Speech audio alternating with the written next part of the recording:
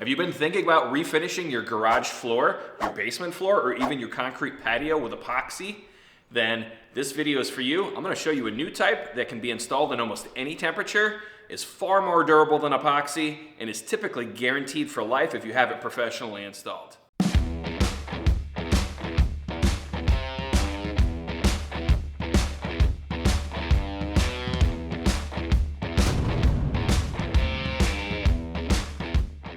Hey guys, it's Dennis. We're back with a brand new video. If you're new to the channel, thanks for stopping by. Everybody has typically heard of epoxy floors. Well, there is one that's even better, far more durable. It's a little more expensive, but it's typically guaranteed for life if you have it installed professionally, and that's called Polyaspartic. Polyaspartic is made from something called a polyaspartic ester, and that's a two-part polyurea base coat that actually bonds and penetrates into the concrete surface. Epoxy does not bond to the surface and can actually lift up. The polyaspartic or polyurea base coat actually impregnates about 1/8 of an inch down into the concrete. Now, if you haven't heard of polyaspartic, it's fairly new to homeowners anyways. It was commercially available back in the 90s, and they used it in aircraft hangars, hospitals, stuff like that.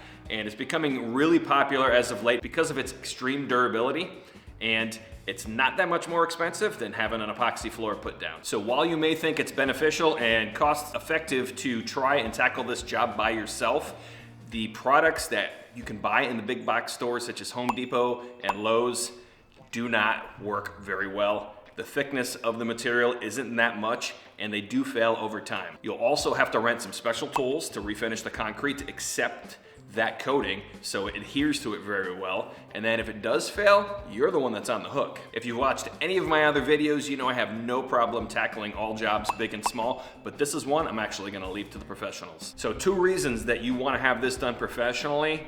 Number 1 is the company that comes and does the floor refinishing has all of the proper and professional grade equipment to be able to resurface and apply that new floor system for you. And number 2, it's typically guaranteed for life if you have someone professionally install this. With all that being said, I want to explain now how a polyaspartic floor is installed, and the folks over at Happy Coatings were nice enough to let me video the process when my garage floor was getting refinished. The very first step, and the one that's going to determine the cost of the floor installation, is to measure the length and width of the garage and determine the total square footage. The next step is to measure the moisture content of the concrete floor. The installer will take a measurement of the moisture level of your concrete to ensure that it falls within the guidelines. If it's high, they may recommend an additional vapor barrier sealant, which is applied before the color chips go down. This vapor barrier coating will ensure that the floor doesn't fail due to increased moisture content in your concrete. The installer will then give you color chip samples to choose from. I went with one called Glacier, which is a darker gray with some black and light gray mixed in. The floor surface will then be prepared by grinding it with a special machine that has diamond tip bits. This helps to level the floor and open the pores of the concrete to accept the polyurea base coat. Next, they'll vacuum it and blow off the entire floor surface to clean up dust from the grinding procedure. Now they're going to fill and repair any cracks with a special 2-part epoxy sealant. They're going to wait for it to cure and then level off any high spots with an angle grinder with a special concrete grinding wheel. This helps to make sure that the floor is one continuous surface and helps the base coat from leaking down into the cracks.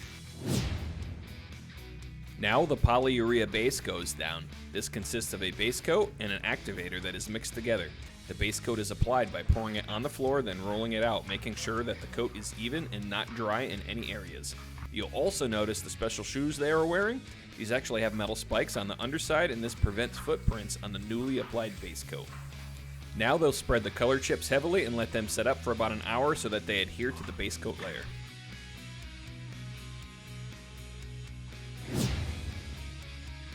After sitting for about an hour, they will scrape to remove any loose chips, then scoop up and bag the excess. Now they'll vacuum and blow off the entire floor again to remove any remaining loose chips.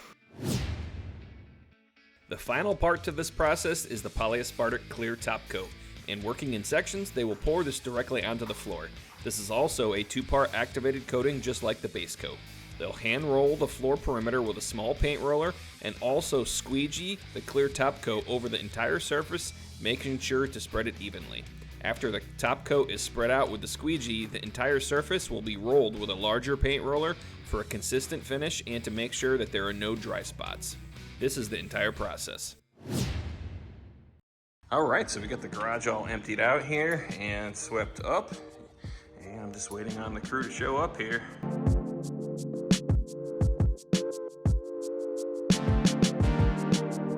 And here is the finished product. It has a really nice shine to it. Has a decent texture, so it's kind of slip resistant. I don't see this being slick when it's wet. Yeah, it looks absolutely incredible. So I want to give you some tips now that they shared with me after your floor is refinished. So number one, you want to make sure that your garage door, the seal, actually does not touch that refinished surface for about 48 hours until that top clear coat cures. Otherwise, the garage door seal will actually adhere to that and you're gonna have all sorts of problems. You may damage the floor and they're gonna have to come back out and fix that. So you don't wanna have any of that hassle. So another tip is this process is extremely dusty. Despite the really nice equipment that they use and dust collection, there still is dust flying everywhere. So if you have anything important in your garage, make sure to bag it up. If anything's hanging on the wall and you wanna protect that, put some plastic over it. Also, if you have vehicles in the driveway, make sure the windows are up or make sure they're kind of pulled out of the way when the floor is being refinished.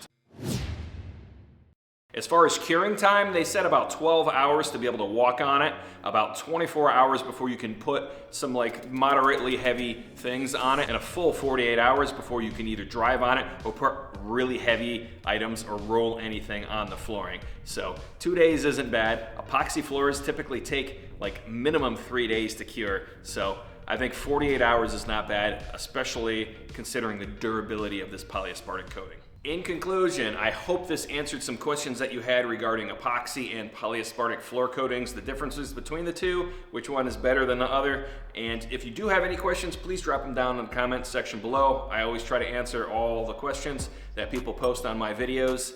Thanks for watching. Until next time.